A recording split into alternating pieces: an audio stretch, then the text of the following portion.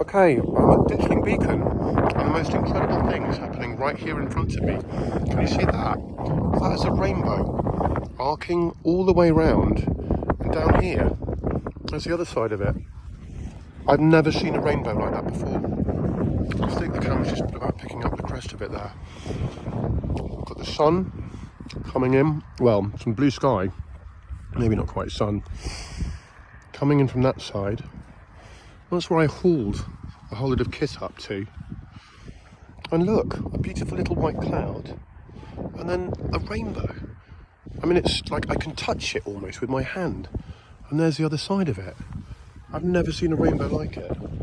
It's fantastic. I'm here, by the way, with Sussex Wildlife Trust, compelling people to join and become members because they get lots of things for their membership. I set that up. And not did I just set it up, I dragged the whole lot up from the car park down there. That's dedication at 8 a.m. this morning. But look at that rainbow. It's amazing. And a pretty good view.